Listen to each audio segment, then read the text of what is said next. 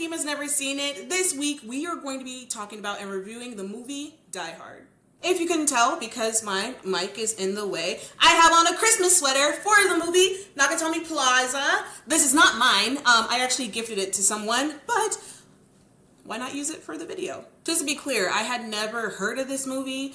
I know who Bruce Willis is, but I've never seen him with hair. So watching this movie, I was just like, okay, you have hair. But per usual, watch the entire movie, and we're gonna go ahead and get into it. But first, let's see what this movie is about based on the DVD cover summary. Bruce Willis stars as New York detective John McClane, newly arrived in Los Angeles to spend the Christmas holiday with his estranged wife. But as McClane waits for his wife's office party to break up, terrorists take control of the building. While the terrorist leader, Hans Gruber, and his savage henchmen round up hostages, McClane slips away unnoticed. Armed with only a service revolver and his cunning... McClane launches his own one-man war. A crackling thriller from beginning to end, Die Hard explodes with heart-stopping suspense. So let's just jump right into the movie. We start off with our buddy John McClane. He's on a plane. Oh man, I'm a poet. He's on a plane going to Los Angeles. Apparently, his wife didn't know if he was going to be coming or not, but I guess he just wanted it to be a surprise. As he's on the plane, they're landing. He's going to get his stuff, and the guy who he's sitting next to, they're kind of buddy-buddy. But the guy notices he has a gun on him. On the plane. Let me just say, times are different. Are cops able to do that now? I guess that's not really a good question. In today's climate, there's not a lot of rules going on. But anyway, let's not do that. He notices that he has a gun on him, and John is just like, listen, it's fine. I'm a cop. Everything's fine. And again, on his person, that's allowed? But anyway, outside of that, he goes to baggage claim to get all of his stuff. He's smoking inside, so I knew this movie was like somewhere in the 70s or 80s or something, because there's no way. He gets picked up by a limo driver who's never done limo service before, and as they're driving, they're kind of getting a little more acquainted. The driver is just like, hey, so, what you doing here? What's going on? You married, kids, blah, blah, blah, blah, blah. And John lets him know, like, yeah, I'm married, but, the wife is here. I'm still in New York. And basically, she got a good job opportunity in LA, and he just left her to it, assuming she would crawl back. But her career is booming, so he was stuck in New York City. Meanwhile, we are introduced to Holly, his wife. She's calling home to talk to the kids a little bit. And they're just like, is dad gonna come? She's just like, oh, we'll see what happens. And then she talks to the maid and be like, he might come, so can you just like fix up the guest room? And also, the Spanish in the movie. Did Mr. McClane call? No, Mrs. Holly. No telefono. I'm a elementary learner with Spanish. I will be fluent one day, but right now I'm pretty new to the language. No telefono, but we'll just let that pass. We'll let it go. The limo driver takes John to the Nakatomi Plaza. That's where Holly is having her like office Christmas party. He's going there to surprise her. And he's just like, okay, well, if you're going to be staying, let me know. But if not, I will stay parked down here and I'll take you wherever you need to go just in case. Which is really nice. Just like, you know what? I got you either way, man. Just let me know what's going on. That's really nice. John goes inside. They have these new high-tech fancy touchscreens, which was very high-tech back in the 80s. And he notices when he's looking for his wife's name, she's not going by his last name. She's going by her maiden name. He doesn't like that so much. As it stands, I know this is not about me, but I'm not a very traditional kind of person. So I don't see a huge problem with that, but he did. So we're going to stick to that. The party's on the 30th floor, and he goes all the way up there, and the person he meets first is Holly's boss, Joe Takagi. It's very short, very brief little introduction, and then he goes in to meet Alice, and let me tell you something about Alice. Joe takes John into Ellis's office. When I tell you there was a mountain of snow on that desk, a mountain of snow, and then he did his little sniffles real quick, and he's just like, oh, sorry, I was about to take a call. That's kind of crazy, as if they did not just see him. Then Holly comes in just to, talk to Ellis and Joe, and she notices John is there, and she's like, oh my god, I didn't know you were actually coming, blah, blah, blah, blah, blah. And then, you know, it's kind of it's a little heartfelt little moment because they're back together and it's cute, husband and wife. Oh. And then Holly takes John somewhere so he can go like freshen up and shower and stuff. And they end up arguing because, again, Holly's not taking his last name. He has a problem with it. I guess it's been a problem, but she's doing it as a career move. He doesn't like that because, again, he's just like, you should be taking my name. That's how it was done with our vows. Blah, blah, blah, blah, blah. In the middle of that, there's a couple that comes into the room that they're in about to get freaky. And I've never been to like a company holiday party or anything like that. Where I have worked, it's not corporate like that. So I've never had that experience. But people get freaky at corporate work parties. Because if that's what really happens, and I get to a point where I'm like corporate like that, I don't want to go. I'm gonna be honest, I don't want to go. But anyway, after that, Holly kind of leaves because she has other things to do. And she's just like, I'm just going to leave you here to it. And that's basically the end of that conversation. I guess it was a conversation they've had before, but I guess they're going to put a pin in it again. Then there's this big truck, like a semi-truck that kind of pulls into the building. These men come out. They're just going into the building. And straight up just shoot the man, the receptionist that's at the desk. Let me also just insert something in real quick. The amount of shocked faces I had throughout this movie, I'm gonna put them right here. What's happening? Oh!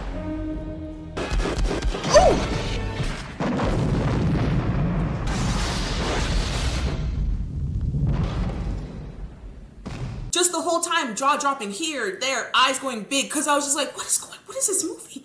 What is going on here? Just crazy. And then these men take over the building. It's Hans Gruber, which is Snape, Mr. Severus Snape from Harry Potter. And I have seen the Harry Potter movies. The only one I haven't seen is part 2 of the last movie. So I might get to that, but I've seen the rest of them. We don't have to worry about that. Hans and his henchmen, which I believe are all German, they come in, gather up all the people, and try to find who Joe is. They don't know exactly what he looks like, but they're looking around for Joe.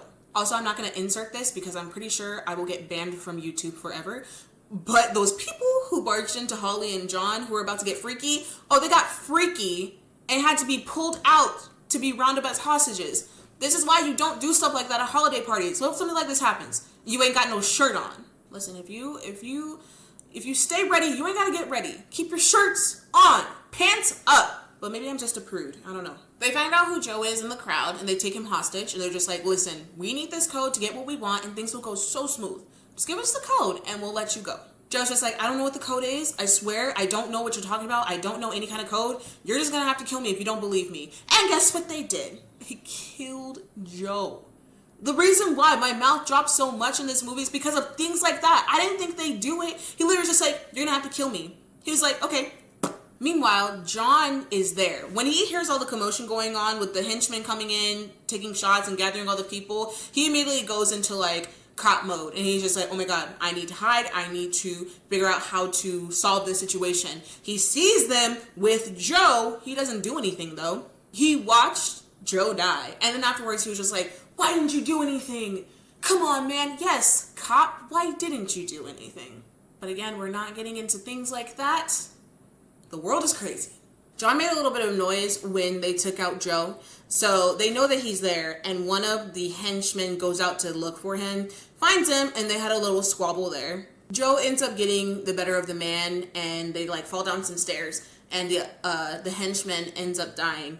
And Joe, to send a message, sends the henchman down the elevator with a sweater that said something like, I don't remember what it said. Oh yeah, it said, now I have a machine gun. Ho, ho, ho. Hans doesn't like that so much, and he's just like, we're gonna find this guy. We're gonna have to. He killed one of our men. We're gonna find this guy. Meanwhile, Holly knows that John is behind this because she's just like, who else is back there that's not in here?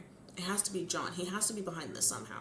She knows her husband. Then John is trying to get in touch with, LAPD because there's only so much he can do. He is a cop, but he's not in his jurisdiction. I think that's the right term. So I don't know if there's much that he could do. So he's trying to get in touch with them. And they just don't want to. Attention, whoever you are, this channel is reserved for emergency calls only. No fucking shit, lady! Do I sound like I'm ordering a pizza? It's so crazy because this is an emergency. They're just like, we can't be bothered. Please get out of here. It's absurd. It truly is absurd. Then we're introduced to Sergeant Al Powell. He's just in a little convenience store really quick getting some snacks, and he's called to go to the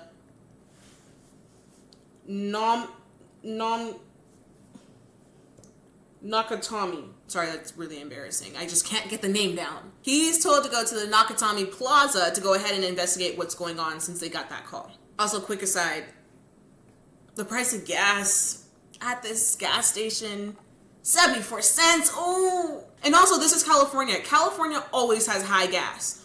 Always. So you know everywhere else it was like 30 cents. Oh! I'm so poor. But anyway, back to John. While that's all happening and Al's on his way, he still runs into some of these people fighting these men with no shoes on. His feet are disgusting, and I also will not put that either. But his feet are gross, but he's fighting these men. He's getting the better of them. He's doing all right for himself. Al goes in to inspect the building, but he basically does like a quick little loop, doesn't hear anything, goes inside. He's just like, hey, I heard something's going down. Mind you, that receptionist is one of the henchmen. And then he's just like, can I look around real quick? Takes 3 steps down the hallway. That's it. John is watching this happen as he's in another floor on the building. He's just like, this guy cannot leave without actually helping. So John shoots the window that he's in, and he drops a body of one of the henchmen he got the better of on his cart. And it gets his attention, obviously, and he's just like, I need backup, someone come now, what's going on? I thought it was a joke, but now it's not. And also, let me say, while all this is going on,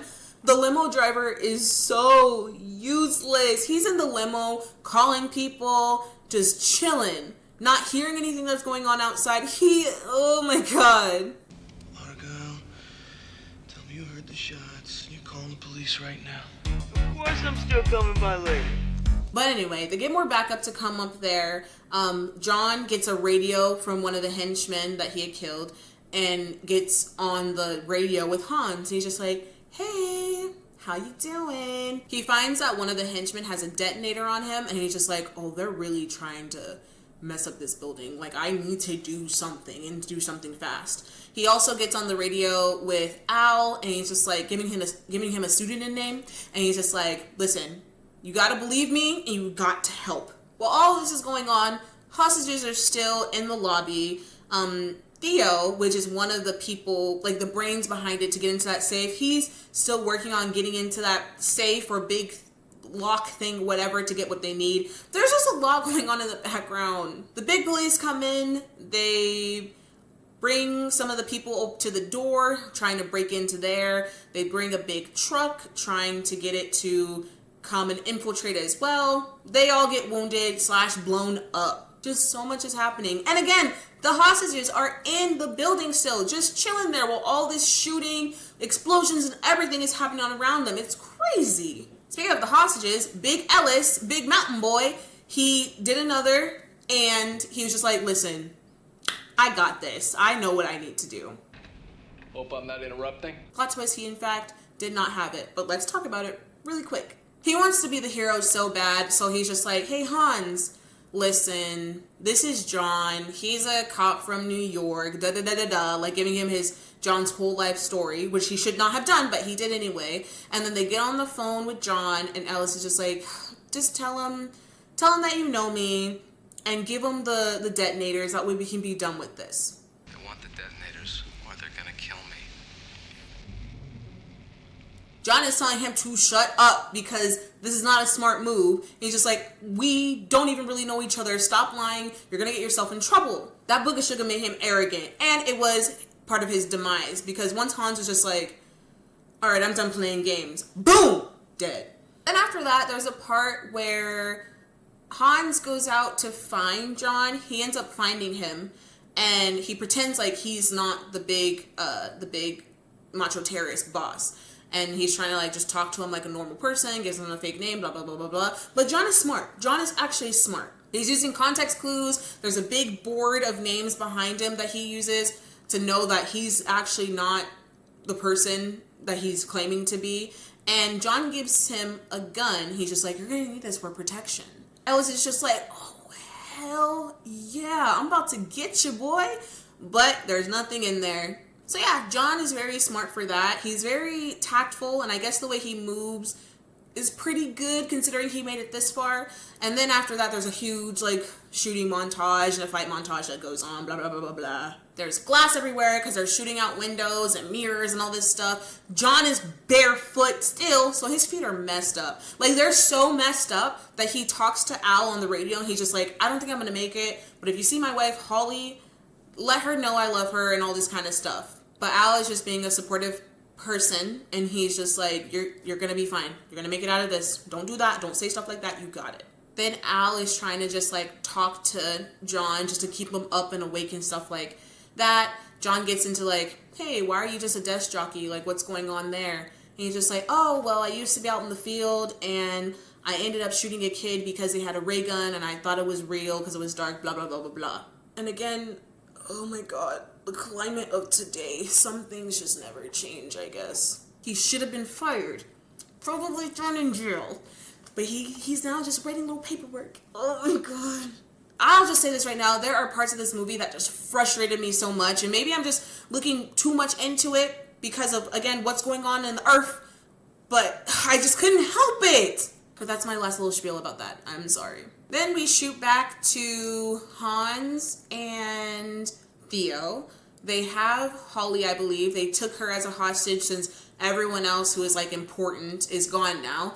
And they get the safe open and they steal barrier bonds. That's what this was all about, stealing barrier bonds, which I guess were worth like 6 million or maybe more than that. They're worth a lot of money, so that's what they wanted. And again, John is messed up, like his feet are messed up. Physically, he's not okay. He's been shooting and running and jumping and diving and all this stuff like all night. He didn't want to be there. He's doing it for the greater cause, for Nakatomi Plaza. Then there's a part where John finds one of the German henchmen. They fight, blah, blah, blah, blah, blah. He ends up getting the better of him and he wins their fight. Oh, something I didn't mention. When they took Holly as hostage, they put all the other hostages up on the roof. So they were separated. John finds them on the roof. He's just like, what's going on? Where's Holly? Blah, blah, blah, blah, blah. And then he's like, everyone get out. Go back downstairs. Don't be up here. And there's a helicopter around trying to also figure out what's going on in the building. They think John's a terrorist because he's shooting, telling the people to go downstairs, and he looks kind of crazy. And they're shooting at him now. And John is just like, I'm on your side. I'm like, what did he say fuck me for? But of course, he just looks kind of crazy, so they don't know that. So I guess it's not their fault, but like, oh my God.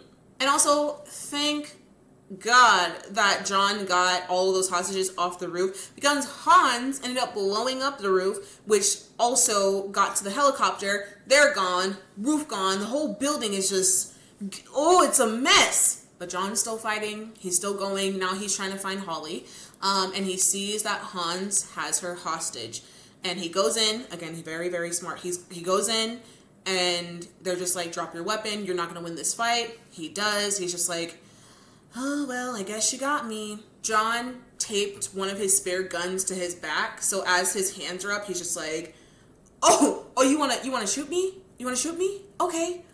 Let me just stretch behind my back one more time. Gun compartment. That was a nod to Kevin Hart, I'm sorry. I'm gonna give you what you want. Just let me check the mailbox one last time. Gun compartment. But he ends up shooting the last remaining henchman. He shoots Hans, who's falling out of the window, but he grabs Holly and trying to hold on to her and shoot before he falls off. But John gets him off of her, and he falls down to his demise. And also, you know, John and Holly are together. Finally, all of it is over. They're hugging and stuff. And I know this is a beautiful moment, but he's bloody, and he's dirty, and he's nasty, and he's like rubbing himself all over her and like kissing. Oh my God. Again, maybe I'm a prude. Maybe if I was in this situation, I would just be like, oh no, it's okay. We're finally together. But like, that's, oh, I can't, it's gross. Then they get down to the bottom. John sees Al, and they just know it's a connection, just like, you're the one I was talking to. Okay, I see you. And then plot twist, the German man that he thought that he had killed earlier was not dead, comes back down, and he's about to shoot John, and Al shoots him. So I guess in his mind, he probably redeemed himself from what he did before, because he actually shot a bad guy. But yeah, And then one of my favorite parts of the movie, there's a news reporter outside, and he's just like, John, everything's all over, everything just happened. So what now? Holly punches that man so hard in the face, and then they just walk away into the limo. Rightfully so. What is wrong with, and that's how reporters are. What is wrong with people? But anyway, the limo driver takes him home, and that's the end of the movie. That's the movie. Very action-filled, a lot of stuff going on, a long movie as well, so I was paying attention, but it's long. This movie got a 94% on Rotten Tomatoes. And I don't know. It's not a bad movie. It's not a bad movie at all. It is a good movie. It's a good movie. I just don't think it's the movie for me. And again, maybe I'm just looking too much into it for different social and political constructs that are in it. But like, I don't know. It's just not for me. Would I watch it again? Yes, I would watch it again just to kind of go through it and see maybe some parts that I didn't see the first time, or, you know, just kind of review it one more time. But as far as watching it over and over and over and over and over again for enjoyment, I don't know. I just don't know about that one. But that's the video, guys. We are at the end of the video. Thank you all so much for tuning in this week. As always, like, comment, share, subscribe, and tell everybody you know about my channel as we can keep this going and I can keep reviewing more movies. There's something that I said in this video that you don't agree with, let me know in the comments. Something that you do agree with, let me know in the comments. If you want to tell me how good I did in this video, let me know in the comments. If you also want to comment how my hair looks better than it did last week on the video, let me know in the comments below. I had to do something. It was rough. I'm still a little rough, but I'm getting somewhere. Again, as always, I appreciate you guys so much for tuning into my video this week. I appreciate you guys looking at any of my videos. You know, I got some old ones back there. I appreciate you guys watching all of my videos. I'm going to keep this going, and I will be back next week. Next month is February, a month of love, Black history. If there's any movies in relation to that you would like me to watch, please let me know in the comments. Let me know on Instagram. Let me know on BlueSky and TikTok while I still have that up. And other than that, I'll see you guys next week. Bye!